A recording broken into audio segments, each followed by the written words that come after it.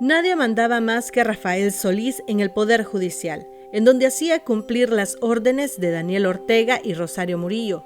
Fue guerrillero, embajador, diputado, magistrado y amigo cercano de la pareja dictatorial, hasta que en 2019, a través de una carta que sorprendió al país, Rafael Solís rompió con Ortega y Murillo y renunció a su cargo de magistrado de la Corte Suprema de Justicia, el cual ocupó por 19 años. Siempre pensé que tenía dos opciones, hacerla en Nicaragua, ir a hablar con ellos dos y decirle que me retiraba porque renunciaba. Eso lo estuve pensando en los últimos meses del 2018. Y la otra era hacerlo fuera, pues. La realidad es que hacerlo dentro de Nicaragua implicaba que no me aceptaran la renuncia y obviamente por desconfianza ya me dejaran, por lo menos pues con casa por cárcel, pues. Solís tuvo que salir al exilio en Costa Rica, mientras Ortega y Murillo confiscaron sus propiedades, las de sus familiares, y lo despojaron de su nacionalidad. Me confiscaron mi casa de habitación, cuentas bancarias, todo lo que tenía que ver con, digamos, otras propiedades pequeñas, rústicas, cuentas de banco, etcétera, pues. Mi nacionalidad me la confiscaron, me la quitaron, me despojaron de ella, pues. O sea, fue total, pues, en mi caso fue total. Me dejaron totalmente apátrida. Solís también fue declarado traidor a la patria por abandonar al Frente Sandinista. Asamblea Nacional aprobó la destitución del doctor Rafael Solís al cargo de magistrado propietario de la Corte Suprema de Justicia. A petición de la Corte Suprema de Justicia, el plenario de la Asamblea Nacional destituyó al magistrado Rafael Solís. Solís abandonó sus obligaciones laborales desde el 7 de enero del corriente año para integrarse abiertamente al proceso de desestabilización y terrorismo en contra del pueblo nicaragüense. Sin embargo, Solís dice que no es traidor y se defiende de los señalamientos del matrimonio Ortega-Murillo. Era secretario político del Poder Judicial y tenía la confianza de los dos, pues había sido padrino de boda y teníamos mucha amistad y probablemente la reacción fue muy fuerte, como para sentar también criterios pues, con el resto del sandinismo, pues esto les pasa a los sandinistas pues, que se van. Rafael Solís proviene de una familia adinerada. Se unió a la guerrilla en 1974 después de graduarse como abogado de la Universidad Centroamericana y de hacer estudios de economía en Canadá. Estuve militando mucho en movimientos cristianos, pues, y de los movimientos cristianos pasé después al Frente Sandinista, pues, del movimiento cristiano revolucionario, que se llamaba, en la época de los años 70, pues. De ahí pasamos al frente, muchos de nosotros comenzamos a colaborar y después nos integramos al Frente Sandinista, pues. ¿Por qué? Porque estábamos en contra de también una dictadura, pues como era la dictadura de Somoza.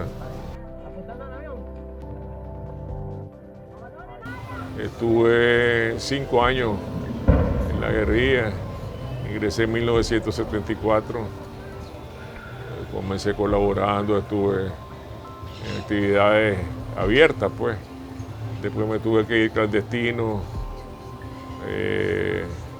a la guerrilla, después tuve que estar en cursos de entrenamiento militar, pues estuve un periodo largo, pues. En ese entonces teníamos mucho apoyo de Cuba, pues, y los cursos eran en Cuba y estuve un periodo largo de 6 meses en entrenamiento. Regresé a Nicaragua y ya estuve en la guerrilla, más que todo urbana, pues, en la ciudad de Managua, pues. Pese a ser opositor a Somoza, Rafael Solís era familiar lejano de los miembros de la dinastía. Mi tía Isabel Urcullo, pues, que era prima de mi mamá, era la esposa de Luis Somoza. Y fue un gobierno que no fue, digamos, fue un gobierno intermedio, pues, entre un Somoza y el otro, y lo llevaron con bastante apertura. No fue tan dura ya como la dictadura más adelante, última, pues, de Anastasio, pues.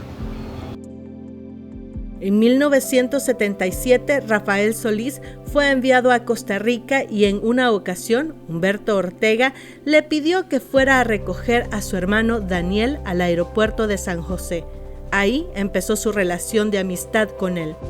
Tiempo después, conocería a Rosario Murillo, con quien sería muy cercano hasta llegar a ser el padrino de bodas de la pareja.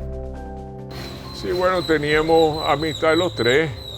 Rosario estaba aquí también, veía parte de la propaganda y eso. Y me hice más amigo, pues, de ella, incluso también de él, pues, y en determinado momento me dijeron que si podía ser padrino de una boda hecha aquí en Costa Rica, pues. Pero era una boda, digamos, que no era con la formalidad de ley, pues, sino al estilo guerrillero, pues, con el padre Gaspar García de la Viana, que es un padre español que murió después en el Frente Sur. Y eso creo que influyó para que después, cuando se casaran ya en Nicaragua, en los años 2000, me llamaran, pues, para que fuera padrino de una boda ya religiosa, pues, ya con todas las leyes de la religión católica, pues, y que fue una boda que hizo el cardenal Miguel Obando Llorado, pues. Tan pronto triunfó la revolución sandinista, Rafael Solís fue enviado como embajador de Nicaragua a Washington, siendo el primer diplomático sandinista acreditado ante el gobierno de Estados Unidos.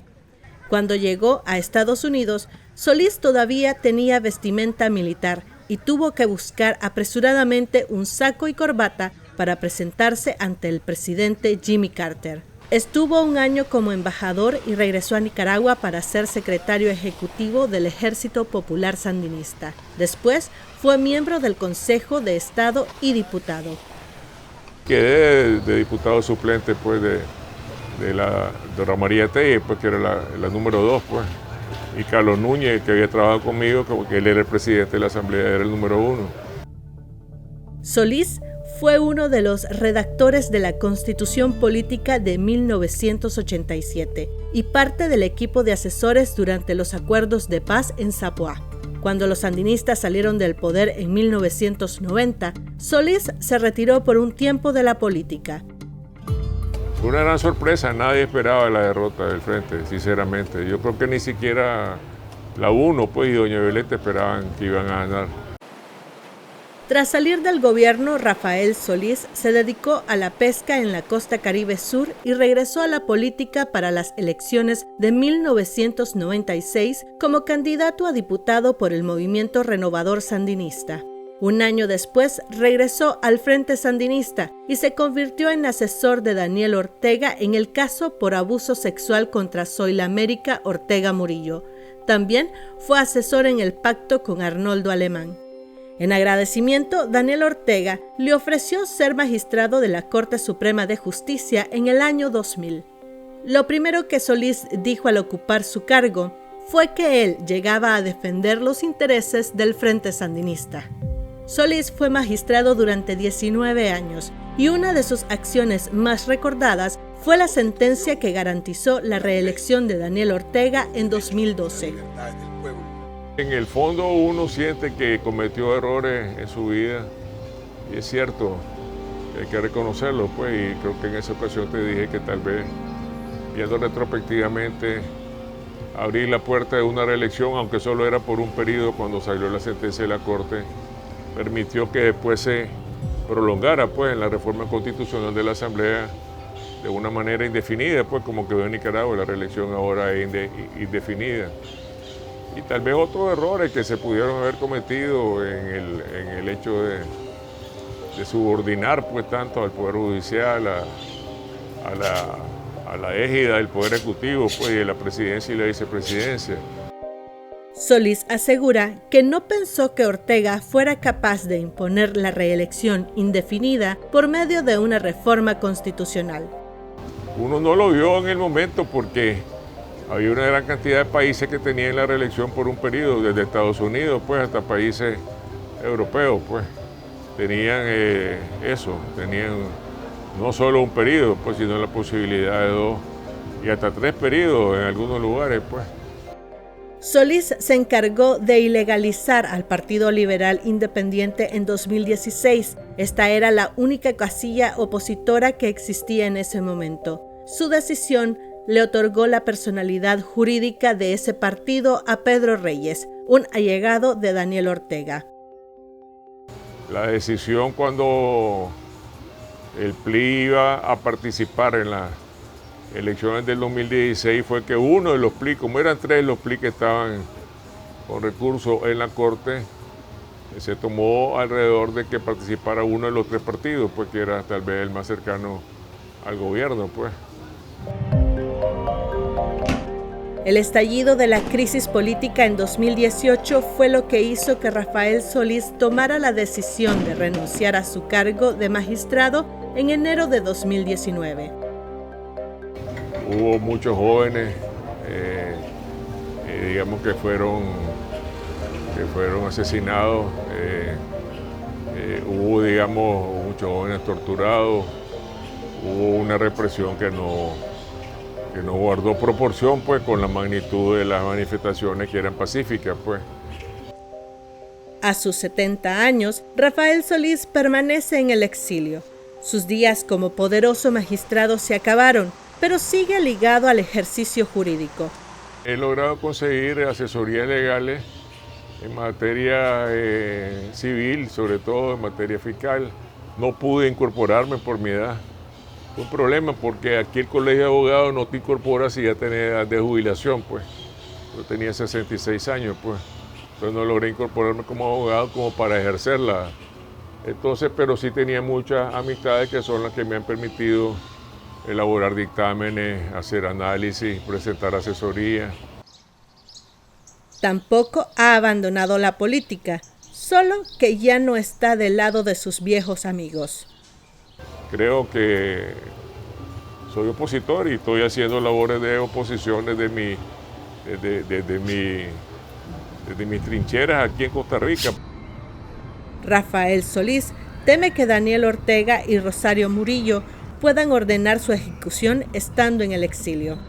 Si me harán asesinar, ahí no hay vuelta de hoja, que tendría que ser una orden de los dos, pues, ¿me entendés? De Daniel y de Rosario, de acabar con mi vida, pues, ahí no hay otra. Ahí eso ellos lo manejan muy centralizado, muy difícil que un loco, pues, por así decirlo, se venga a Costa Rica a matarme, pues, sin la autorización. Eso no ocurre, pues.